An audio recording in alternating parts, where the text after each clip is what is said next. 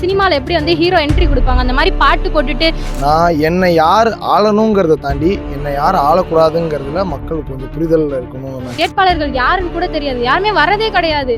விலையெல்லாம் ஏறுதே, வெங்காயத்தோட விலை கூட ஏறுதுன்னு கேட்கும்போது கூட நான் வெங்காயம் சாப்பிட மாட்டேன்னு சொன்ன ஒரு பெருங்காயம் தான் நிர்மலா சீதாராமன். அவங்க தொகுதியில அவங்க எந்த அளவுக்கு ஒரு விஷனோட இருக்காங்க.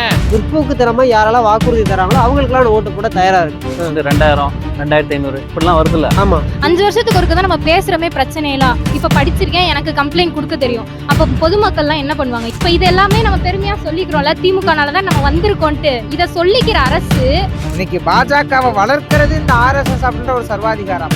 ஒரு நாட்டிற்கு இணையான ஒரு வளர்ச்சியை ஒரு மாநிலம் கொடுக்க முடியும் அப்படின்னா அது தமிழ்நாடு மட்டும் தான் சொல்லுவேன். நீங்க அப்ப பண்ற தப்பையும் ஒத்துக்கோங்க. ஒரு திமுகன்னு இல்ல, எந்த ஒரு அரசியல் கட்சி வந்தாலுமே அந்த ஒரு பழக்கத்தை எடுத்துக்கணும். ஓகே, நீங்க வந்து உங்க வேட்பாளரை தேர்ந்தெடுக்கும் போது என்னென்னலாம் பார்ப்பீங்க அப்படின்ட்டு வந்து எனக்கு சொல்லுங்க. நீ உங்க இதுல ஆரம்பிங்க. என்னெல்லாம் பார்ப்பீங்க கேக்குறீங்களா இல்ல தொகுதியில, உங்க தொகுதியில கேட்குறேன். நான் என்னை யார் ஆளணுங்கிறத தாண்டி என்னை யார் ஆளக்கூடாதுங்கிறதுல மக்கள் கொஞ்சம் புரிதல் இருக்கணும்னு நான் கேட்டுக்கிறேன். என்னை ஆளணும் சைட்ல பேசாதாங்க கேக்குது, காதுல கேக்குது ப்ளீஸ்.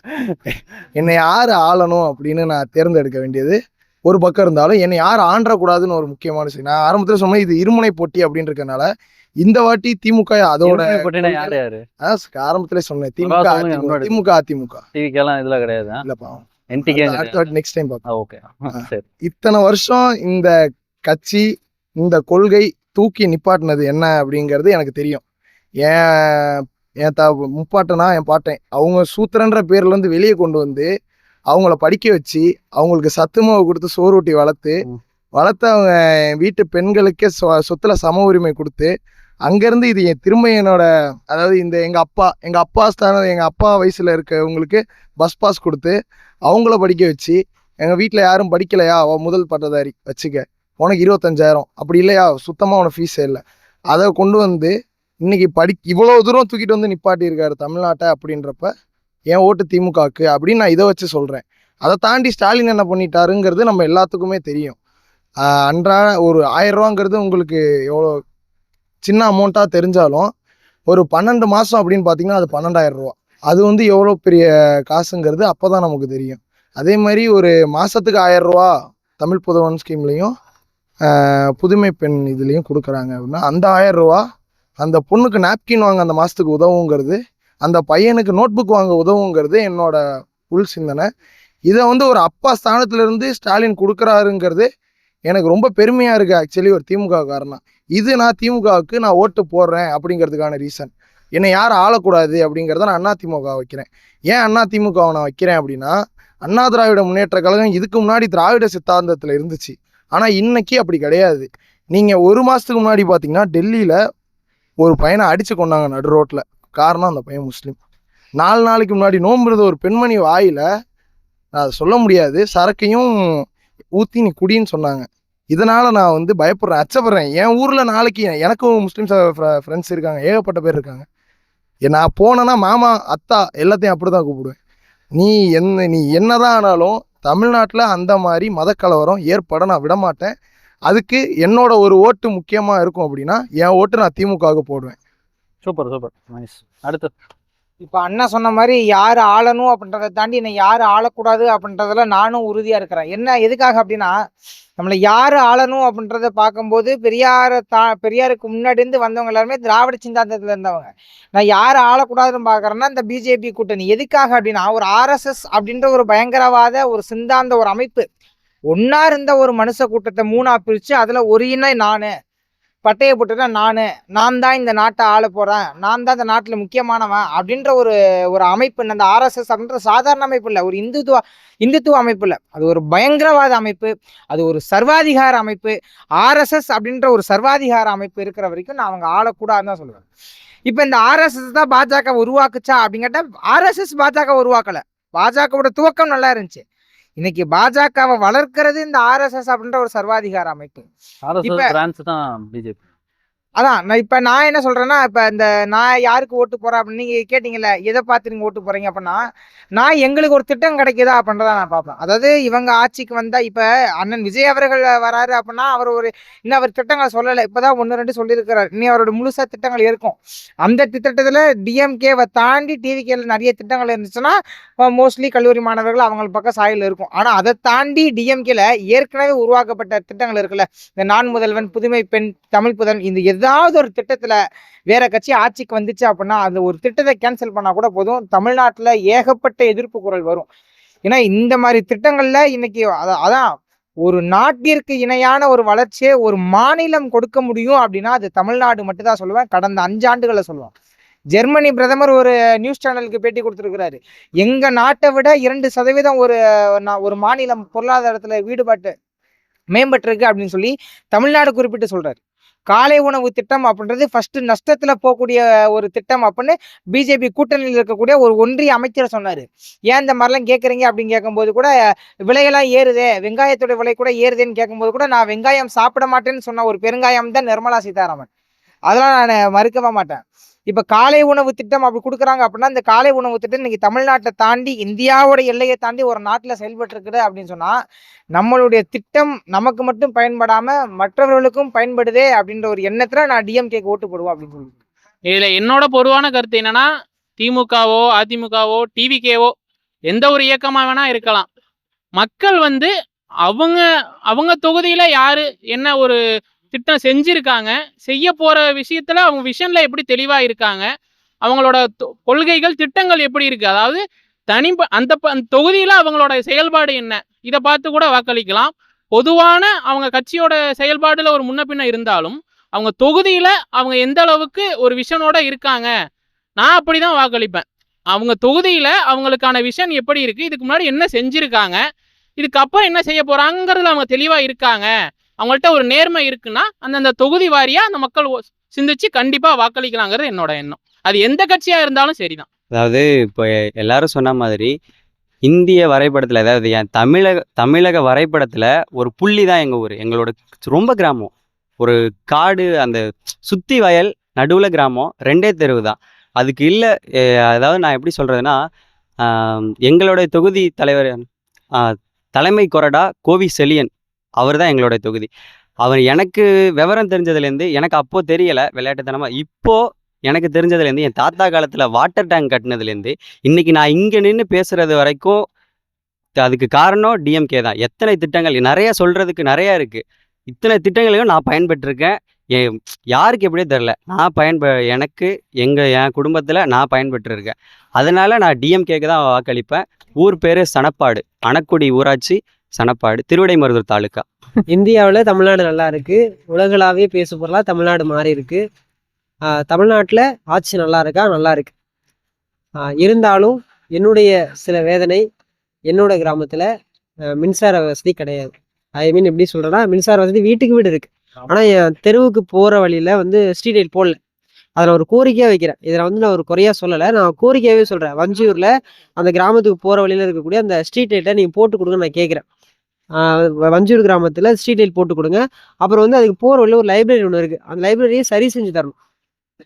இதுக்கப்புறம் அடுத்து வரக்கூடிய இந்த என்னோட தொகுதியில் யார் எனக்கு நல்லது செய்வாங்களோ அந்த லைப்ரரி நான் திறந்து தரேன். என்னுடைய பள்ளி கட்டுறவொன்று, நான் படித்த பள்ளி கட்டுற இடைநிலை நிலைமையில இருக்குது. அவங்களும் தொடர்ந்து லெட்டர் கொடுத்துக்கிட்டே இருக்காங்க. இன்ன வரைக்கும் சைன் ஆனிச்சா இல்லை என்ன பண்ணாங்கன்னு தெரியல. வஞ்சூர் ஊராட்சி ஒன்றிய தொடக்கப்பள்ளி இன்ன வரைக்குமே அந்த கட்டிடம் சரி பண்ணாமல் இருக்குது. நான் அந்த ஐசாப்டியின் மூலியமாக நான் கேட்டுக்கிறேன், அந்த கட்டிடத்தை கொஞ்சம் சரி பண்ணி கொடுங்க. அடுத்து அந்த திருவாரூர் தொகுதியில் வரக்கூடிய எந்த எம்எல்ஏ வந்தால், இது வரைக்கும் திருவாரூர் தொகுதியில் அந்த எம்எல்ஏ ரொம்ப சிறப்பாக செயல்பட்டுருக்காங்க, நிறைய நல்லது பண்ணியிருக்காங்க. பட் இருந்தாலும் இதையும் கொஞ்சம் பாருங்க. அடுத்ததாக வரக்கூடியவங்க யார் இதை சரி பண்ணி தரேன்னு என்கிட்ட சொல்கிறாங்களோ, பர்சனலாக என் ஊர் ஓட்டை நான் வாங்கி தரேன். கண்டிப்பாக நான் வாங்கி தரேன். உங்கள் ஓட்டு, என் ஓட்டுமே அவங்களுக்கு இருக்கும்.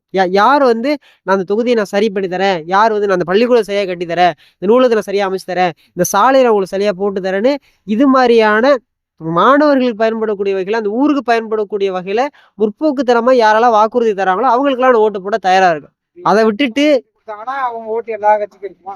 அவர் என்ன கேள்வி கேட்குறாருன்னா, இப்போ 3 கட்சியும் ஒரே மாதிரி வாக்குறுதி கொடுக்குறது 2000, 2500 இப்படிலாம் வருதுல்ல. ஆமாம். இப்படி வரப்ப நீங்க அதை தவிர வேற என்ன பார்ப்பீங்க? அதாவது அந்த extra வாக்குறுதி தரக்கூடிய கூட்டம் அந்த பிஜேபி கூட கூட்டணியில் இருப்பாங்களான்னு பார்ப்பேன். கொள்கை அவங்க வேணான்னுடுவேன். ஆ. அந்த வாக்குறுதி இப்போ வந்து பிஜேபி கூட்டணியில் உள்ள யாராவது ஒருத்தர் வந்து இந்த இதை பண்ணி தரேன் அப்படின்னா அவங்க பண்ணி தர மாட்டாங்கன்னு எனக்கு தெரியும். ஆ. அதை நான் வேணான்னு சொல்லிடுவேன். யார் வந்து தெளிவா இருந்து அந்த இடத்துல வந்து களத்துல இறங்கி பார்த்து இதை நான் சரி பண்ணி தரேன் அப்படின்னு சொல்லிட்டு போறாங்களோ அந்த தொகுதியில ஜெயிச்ச எம்எல்ஏ அன்னைக்கு மட்டும் வந்துட்டு போகாம தினசரி மக்களோட நிக்கணும். அதை எதிர்பார்க்கிறேன். நீண்ட காலமா எல்லாருமே எதிர்பார்க்கிறோம். இப்படின்னா 5 வருஷத்துக்கு ஒருக்க வந்து வாக்குறுதிகள் கொடுக்கறதா இருக்கட்டும், மக்களுமே இந்த 5 வருஷத்துக்கு ஒருக்க யார் என்ன வாக்குறுதி கொடுக்குறாங்க அவங்களுக்கு ஓட்டு போடுவோம்.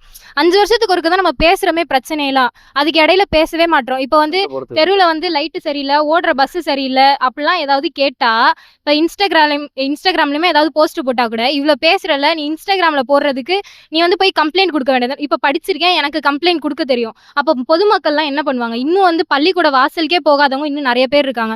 இப்போ வந்து எல்லாருக்குமே தெரியும் இவ்வளோ வந்து ஃபார்வர்டா நம்ம தமிழ்நாடு வந்து வந்திருக்கு. மற்ற மாநிலங்கள் கூட கம்பேர் பண்ணும்போது தமிழ்நாடு எவ்வளவோ பரவாயில்ல. நான்லாம் வந்து முதல் தலைமுறை பட்டதாரி தான்.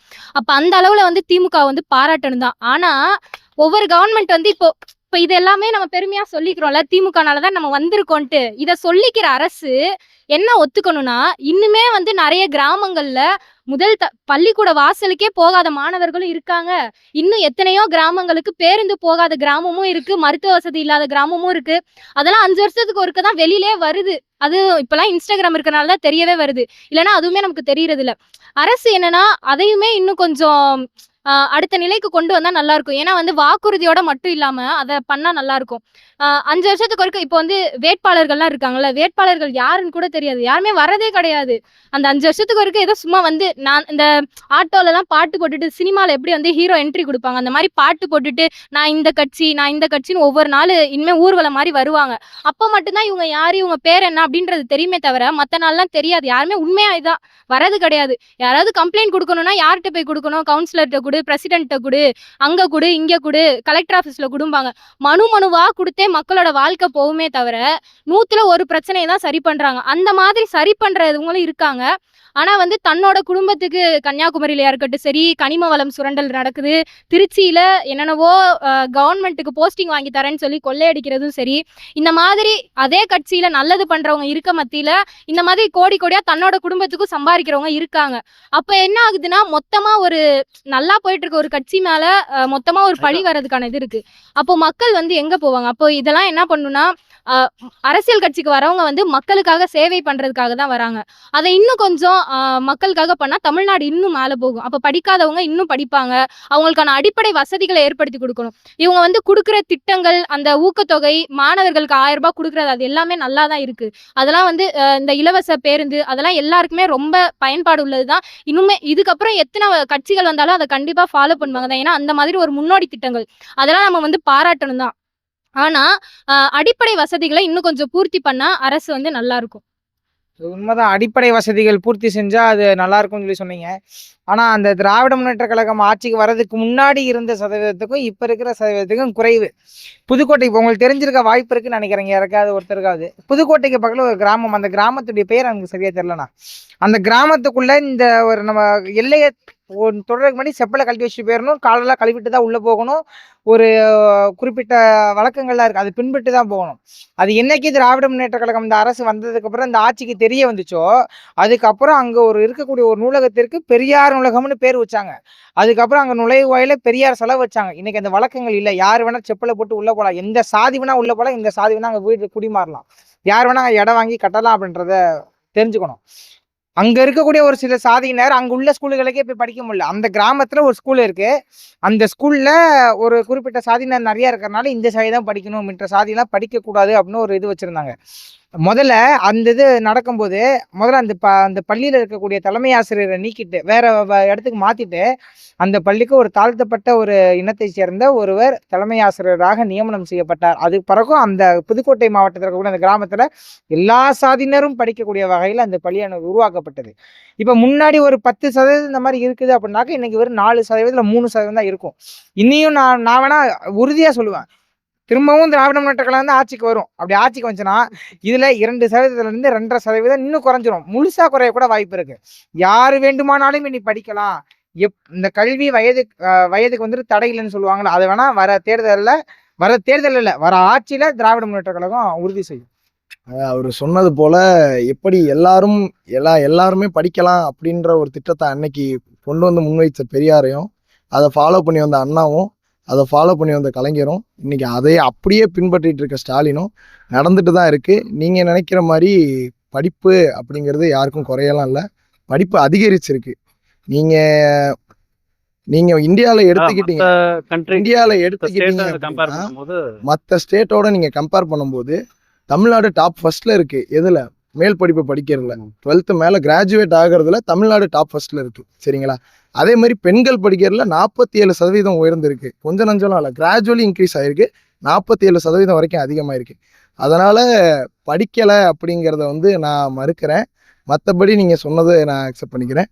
பண்ணலாம், வராங்க, என் தொகுதிக்கு வராங்க, என் தொகுதிக்கு வந்து எம்எல்ஏ பார்க்குறாரு, என் தொகுதி மக்களை பார்க்குறாரு, என் தொகுதிக்கு தேவையான இதை செய்கிறாரு. எங்கள் ஊரில் வீடு இல்லாதவங்களுக்கு வீடு கட்டி கொடுத்துருக்காரு. தாராளமாக என்னோட வரலாம், நான் காமிக்க தயாராக இருக்கேன். அதே மாதிரி என் தொகுதிக்கு தேவையான ஒரு சாலை வசதி போட்டிருக்காரு. இன்ன வரைக்கும் இடிஞ்சு விழல. அது திரும்ப இன்னும் 10 வருஷத்துக்கு கட்ட வேண்டிய தேவையும் இருக்காது அப்படின்னு நான் சொல்லிக்கிறேன். அடுத்த ஆட்சி திரும்ப வரும்போது இன்னும் மீதி என்ன சின்ன சின்ன குறை இருக்கோ எல்லாத்தையும் நிவர்த்தி செய்வாங்க அப்படின்றதையும் நான் சொல்லி உங்கள்கிட்ட கொடுக்குறேன். நான் என்ன சொல்றேன்னா, முழுசா இவங்களோட ஆட்சியை குறை சொல்ல, இவங்க சொல்றது எல்லாத்தையும் நானும் ஒத்துக்கிறேன். ரொம்ப சிறப்பா ஆட்சி பண்ணீங்கன்னா வரவேற்கத்தக்கதுதான், எல்லாருமே பாராட்டக்கூடியதுதான். தமிழ்நாடு முன்னோடி மாநிலம் தான், அதெல்லாம் மறுக்கல. எப்படி நீங்க சதவீதத்துல வந்து உயர்ந்திருக்கு முன்னோடி மாநிலம்னு சொல்றீங்களோ, அதே மாதிரி இன்னும் இருக்கு சில கிராமங்கள், அதையும் பாருங்க. அடுத்த முறை நீங்க வந்தீங்கன்னா ரொம்ப சந்தோஷம் தான், எனக்கும் சந்தோஷம் தான். நீங்க வந்தீங்கன்னா அதெல்லாம் சரி பண்ணுங்கன்னு தான் சொல்றேன். நீங்க எப்படின்னா வந்து எப்படி மேடையா போய் மாறு தட்டி நாங்க இதெல்லாம் பண்ணிருக்கோம்னு பெருமையா சொல்றீங்களோ, அதே மாதிரி இன்னும் சில இடத்துல எல்லாம் பண்ணல, அதையும் பண்ணுங்க. ஏன்னா வந்து ஒரே இடம் தான் இவ்வளவு வளர்ச்சின்னு சொல்ற இடத்துல இதே மாதிரி அடிப்படை வசதி கூட இல்லாத இடமும் இருக்கு, தமிழ்நாட்டுக்குள்ளதான் இருக்கு. அதையும் சரி பண்ணுங்கன்னு தான் சொல்றேன். உங்களுக்கு சப்போர்ட் தான் பண்றாங்க அவங்க. அவ்வளவுதான். படிக்கலன்னா நான் சொல்றேன். கடன் விஷயத்துல நான் முரண்படுறேன், நிச்சயமா முரண்படுறேன். கடன் விஷயத்துல நீங்க திமுகவை வந்து குறை சொல்லவே முடியாது. நான் ஒரு எம்ப்ளாயி, என்னால இவ்வளவுதான் லோன் வாங்க முடியும் அப்படின்ற ஒரு வரையறை இருக்கா இல்லையா? கண்டிப்பா இருக்கு. என்னோட சிபில் ஸ்கோர்னு ஒண்ணு பாப்பாங்க. அதுதான் நான் கடன் வாங்கினதுக்கான விளக்கத்தை சொல்லிடுறேன். நீங்க நல்லா பாத்தீங்கன்னா தெரிஞ்சிருக்கும். எடப்பாடியார் ஆட்சியில அவர் விட்டுட்டு போன கடன் 4.5 லட்சம் கோடி, கரெக்டா? மாத்திரம் இல்ல, அந்த கடனுக்கு தமிழ்நாடு அரசு இப்ப வரைக்கும் செலுத்தி இருக்க வட்டி மட்டும் 1.88 லட்சம் கோடி. சரிங்களா? ஆக மொத்தம் நீங்க பாத்தீங்கன்னா 6.5 லட்சம் கோடி வருது இது மட்டும். இப்ப நீங்க கம்பேர் பண்ணி பாத்தீங்கன்னா அவர் விட்டுட்டு போன கடனுக்கும் நாங்க வாடகை கடனுக்கும் பெரிய வித்தியாசமே கிடையாது. சரிங்களா? அதை தாண்டி உயர்ந்திருக்கு. எந்த அளவு உயர்ந்திருக்கு அப்படிங்கிறதையும் நீங்க பார்க்கணும். சரி, இன்னைக்கு 9 பஸ் ஸ்டாண்ட் தமிழ்நாட்டில் கட்டியிருக்காங்க. ஏர்போர்ட் மாதிரி இருக்கு. நீங்க போய் தாராளமாக பார்த்தீங்கன்னா தெரியும், ஏர்போர்ட் மாதிரி இருக்கு. நீங்க பஞ்சப்பூர் வந்தீங்கன்னா தெரியும் எப்படி இருக்கும் அப்படிங்கிறத நீங்க பார்த்தீங்கன்னா தெரிஞ்சிருக்கும்.